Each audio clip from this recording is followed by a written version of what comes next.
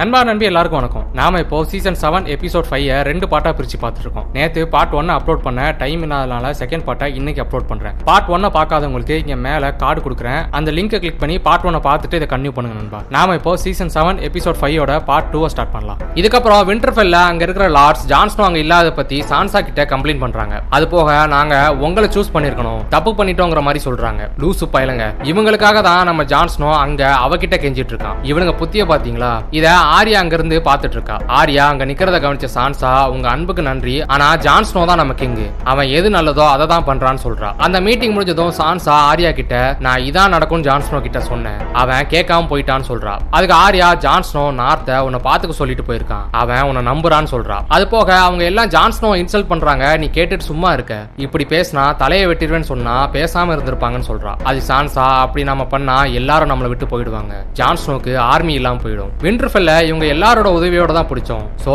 எடுத்தோம் கவுத்தோன்னு எதுவும் பேச முடியாதுன்னு சொல்றா. அதுக்கு ஆரியா, ஒருவேளை ஜான்ஸ்னோ வராமையே போயிட்டா இவங்க சப்போர்ட்லாம் உனக்கு தேவைப்படும் தானே இப்படி பண்ணிருக்கேன்னு சொல்றா. அதாவது சான்சாக்கு நார்த் ஆள்ற ஆசை இருக்குங்கிற மாதிரி சொல்றா. இதுக்கு சான்சாவால எதுவும் சொல்ல முடியல, எனக்கு வேலை இருக்குன்னு சொல்லிடுறா. ஆரியாவும் அங்க இருந்து கிளம்பிடுறா. இப்போ டிரியனும் செர்டேவோஸும் கிங்ஸ் லேண்டிங் ரீச் ஆயிடுறாங்க. அந்த பக்கம் ஒரு வழி இருக்கு, அங்க ஆளுங்க நிக்க மாட்டாங்கன்னு சொல்லி கூட்டிட்டு போறான். உடனே டிரியன் நீயும் வரியான்னு கேக்குறான். அதுக்கு செர்டேவோஸ் ஆமா எனக்கு முக்கியமான வேலை இருக்குன்னு சொல்றான். அதுக்கு டிரியன் அப்ப போட்டை யாராவது பார்த்தா என்ன ஆகும்னு கேக்குறான். அதுக்கு செர்டேவோஸ் அவ்வளவுதான், சோலி முடிஞ்சிரும், சோ வேலையை முடிச்சுட்டு சீக்கிரவான்னு சொல்லிட்டு போயிடுறான். இந்த சமயத்துல அரண்மனைக்கு கீழே அந்த டிராகன் எலும்பு கூடலாம் இருக்கும்ல, அந்த இடத்துக்கு பிரான் ஜெய்மிய இங்க வச்சு ட்ரைனிங் பண்ணணும்னு சொல்லி கூட்டிட்டு வரான். அதுக்கு ஜெய்மி இங்க வச்சுதான் ட்ரைனிங் பண்ணணுமா, நான் சொல்றதெல்லாம் நீ கேக்குறதே இல்ல, இரு இன்னைக்கு ட்ரைனிங்ல உன்னை வெட்டிறேன்னு சொல்றான்.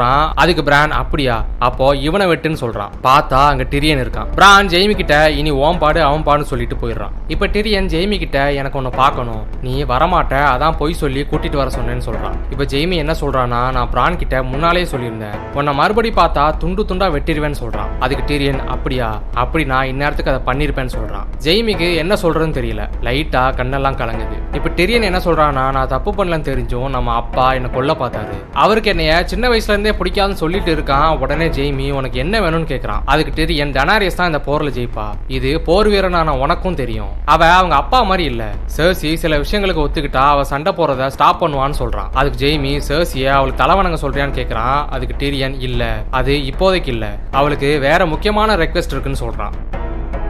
இதே நேரத்தில் செர்டேவோஸ் கிங்ஸ் லேண்டிங்ல இருக்கக்கூடிய ஃபிளி பாட்டம் அப்படிங்கிற இடத்துல நடந்து போயிட்டு இருக்கான். அப்போ அங்க வேலை பார்த்துட்டு இருந்த ஜென்ரிய பாத்துறான். ஆமாங்க, டிராகன் ஸ்டோன்ல இருந்து செர்டேவோஸ் தப்பிக்க விட்டான்ல, அங்க இருந்து இங்க வந்து சேர்ந்திருக்கான். அவங்க கொஞ்சம் பேசிட்டு இருக்காங்க.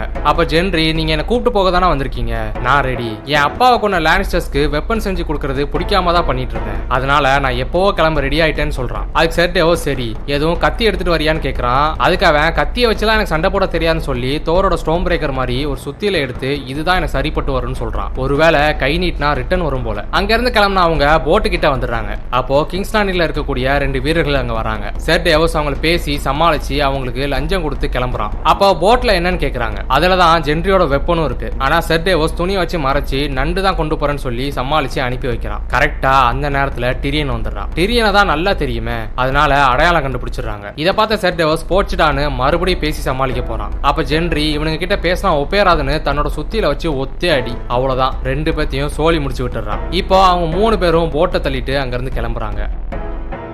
இந்த சமயத்துல ஜெய்மி சர்சி ரூமுக்கு வந்து அவன் டிரியனை மீட் பண்ணதை பத்தியும் டனாரியஸோட ரெக்வெஸ்ட் பத்தியும் சொல்றான். அதுக்கு சர்சி அவ தான் ஜெயிச்சிட்டு இருக்காளே, இப்ப எதுக்கு இதை கேக்குறான்னு கேக்குறா. அதுக்கு ஜெய்மி ஒயிட் வாக்கர்ஸ் ஆர்மி வந்துட்டு இருக்கு, டிரியன் கிட்ட அதுக்கு ப்ரூஃப் இருக்குன்னு சொல்றான். அதுக்கு சர்சி சிரிச்சிட்டு அதை பத்தி சொல்லாம பிரான் தானே உன்னை ஏமாத்தி மீட் பண்ண கூட்டிட்டு போனான், அவனை எப்ப பனிஷ் பண்ண போறான்னு கேக்குறா. இதை கேட்ட ஜெய்மி இது எப்படி இவளுக்கு தெரியும் ஷாக் ஆகுறான். அதுக்கு சர்சி இந்த சிட்டில என் பார்வைக்கு மீறி எதுவும் நடக்கும்னு நினைச்சியா, நான் வேணும்னே தான் இந்த மீட்டிங் நடக்கட்டும்னு அலோவ் பண்ணேன், டனாரிஸ் கிட்ட பெரிய ஆர்மி இருக்கு, நாம புத்திசாலித்தனமா யோசிச்சாதான் ஜெயிக்க முடியும், இதை நம்ம பண்ணிதான் ஆகணும், நம்ம வம்சத்துக்காகவும் நமக்காகவும் இதுக்காகவும் தான் வயிற்றுல கை வைக்கிறா. ஆமாங்க, சர்சி பிரெக்னண்டா இருக்கா. இதை கேட்ட ஜெய்மிக்கு சந்தோஷத்துல கண்ணெல்லாம் கலங்குது. அவன் சர்சி கிட்ட இந்த மக்கள் என்ன சொல்ல போறாங்களோன்னு தெரியலன்னு சொல்றான். அதுக்கு சர்சி நம்ம அப்பா இந்த மக்களை பத்தி சொன்னது ஞாபகம் இருக்கான்னு கேட்கிறான். அதுக்கு ஜெய்மி சிங்கங்கள் இந்த ஆடுங்களோட ஒப்பீனியன் கேட்டு வாழாதுன்னு அவங்க அப்பா சொன்னதை சொல்றான். இப்போ அவங்க 2 பேரும் ஹக் பண்ணிக்கிறாங்க. சர்சி ஜெய்மி கிட்ட இனிமையாச்சும் என்ன ஏமாத்தாதுன்னு சொல்றா.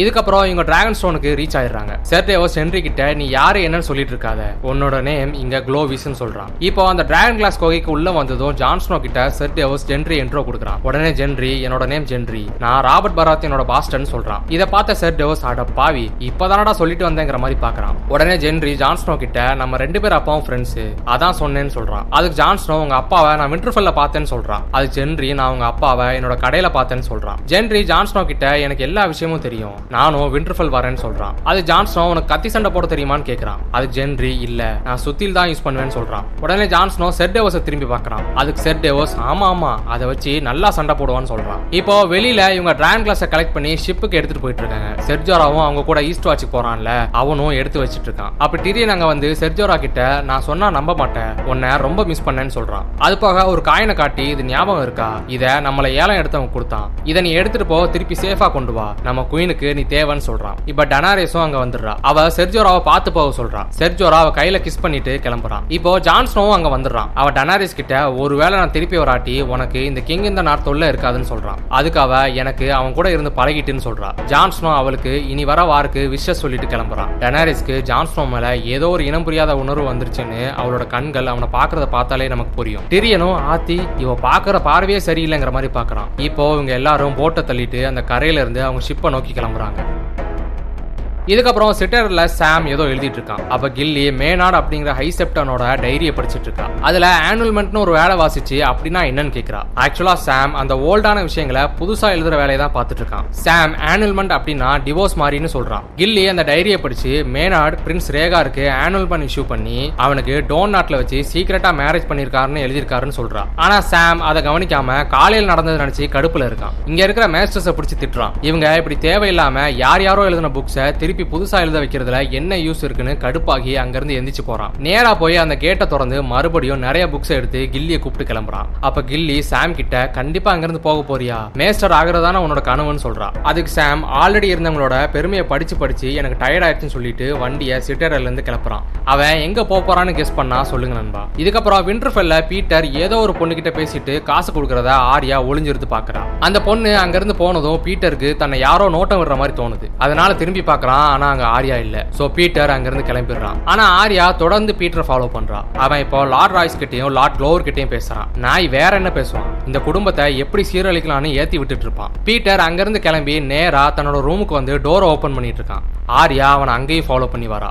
அப்போ மேஸ்டர் வோல்கன் அங்க வந்து ஒரு ரேவன் மெசேஜை கொடுத்து இதான நீங்க கேட்டதுன்னு கொடுக்குறாரு. அதுக்கு பீட்டர் வேற ஏதோ காப்பி இருக்கான்னு கேக்குறான். அதுக்கு அவரு இல்ல இது ஒண்ணுதான் சொல்றாரு. அதுக்கு பீட்டர் சான்சா உங்களுக்கு நன்றி சொல்ல சொன்னான்னு சொல்லிட்டு உள்ள போயிடுறான். அவரும் அங்கிருந்து கிளம்பிடுறாரு. அப்படி என்னதான் அதுல போட்டிருக்கு, அதை ஏன் சான்சா இவங்கிட்ட சொல்லி கலெக்ட் பண்ணணும்னு நம்மள மாதிரியே ஆர்யாக்கும் தோணிட்டு இருக்கு. ஆர்யா ஸ்டில் அங்கேயே தான் இருக்கா. அப்போ உள்ள போன பீட்டர் மறுபடியும் வெளியில வந்து ரூமை லாக் பண்ணிட்டு கிளம்புறான். இதை பார்த்த ஆர்யா அவன் போனதும் அவனுக்கு தெரியாம அவன் ரூமை ஏதோ கம்பி வச்சு ஓபன் பண்ணி உள்ள போய் அந்த ரேவன் எங்க இருக்குன்னு ரூம் முழுக்க தேடுறா. அப்போ பெட்டை தூக்கி பாக்குறா. அதுல ஒரு ஹோல் இருக்கு.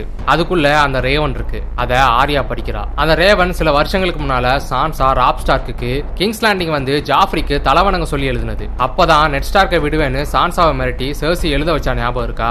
இதெல்லாம் தெரியாத ஆர்யா இந்த ரேவன் எதுக்கு சான்சா மறைச்சு வைக்க சொல்லணும்னு தப்பா நினைச்சுக்கிறா. அதை அங்கேயே வச்சுட்டு ஆர்யா ரூம் விட்டு வெளியில வந்து டோரை பழையபடி லாக் பண்ணிட்டு போயிடுறா. பார்த்தா அந்த திருட்டு தக்காளி பீட்டர் பக்கத்துல தான் ஒளிஞ்சிருக்கான். இது சான்சாலாம் சொல்லலங்க. ஆர்யா சான்சாவை தப்பா நினைக்கிறங்கிறதுக்காக பீட்டர் தான் இப்படி பண்ணிருக்கான்.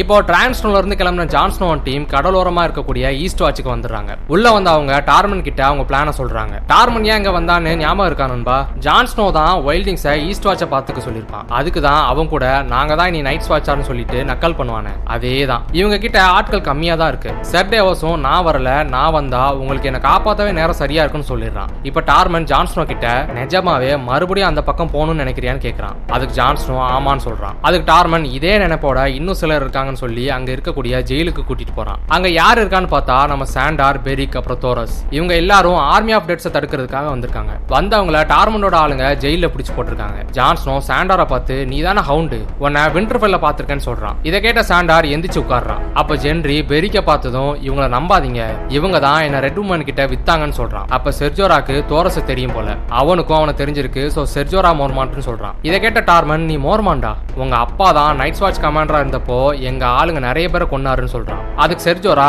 அதான் பதிலுக்கு நீங்களும் பண்ணிட்டீங்களேன்னு சொல்றான். என்னடா இவனுங்க ஒன்னா சேருவாங்கன்னு பார்த்தா இப்படி இவங்களுக்குள்ள அடிச்சுக்கிறாங்களே நம்ம நினைக்கிறப்போ பெரிக் எந்திரிச்சு லார்ட் ஆஃப் லைட் புகழ பாடிக்கிட்டு இருக்கான். உடனே சாண்டார் வாய மூடுன்னு சொல்லிட்டு நீங்க எங்களை கூட்டிட்டு போறீங்களா இல்லையா, என்னால இந்த ஜெயிலுக்குள்ள இருக்க முடியலன்னு சொல்றான். அதுக்கு ஜான்ஸ்னோ ஆமா நாம எல்லாரும் ஒரே பக்கம் தான், ஏன்னா நம்ம எல்லாரும் உயிரோட இருக்கமேன்னு சொல்லி டார்மன் கிட்ட சாவியை வாங்கி கேட்டை ஓபன் பண்றான். இப்போ அந்த வாலோட கதவு ஓபன் ஆகுது. இவங்க அந்த ஒயிட் வாக்கரை பிடிக்கிறதுக்கு கிளம்ப தயாராயிட்டாங்க. இந்த டீமே வேற லெவல் டீம். ஜான்ஸ்னோ, டார்மன், செர்ஜோரா, அப்புறம் நம்ம சாண்டார், பெரிக், தோரஸ், ஜென்ரின்னு எல்லாருமே செம பீஸுங்க. அவனுக்கு ஓன் ஸ்டைல் இருக்கு, எதுவுமே எதுக்கும் ஒத்து போகாதவனுங்க. நம்ம எக்ஸ்பெண்டபிள்ஸ் டீமை விட வெயிட்டான டீம் போல. ஜான்ஸ்னோ தலைமையில போற இந்த டீம் இவங்க டாஸ்கான ஒரு ஒயிட் வாக்கரை பிடிச்சு காட்டினாதான் செர்சியை கன்வின்ஸ் பண்ணி போரை நிறுத்தி ஒன்னா சேர்ந்து ஒயிட் வாக்கர்ஸ்க்கு எதிராக சண்டை போட முடியும். ஆனா அது அவ்வளோ ஈஸி இல்லைன்னு அவங்களுக்கும் தெரியும், நமக்கும் தெரியும். ஒயிட் வாக்கரை தேடி போற நம்ம ஜான்ஸ்னோ டீம் எடுத்த காரியத்தை முடிப்பாங்களா? நெக்ஸ்ட் எபிசோட்ல சொல்றேன்.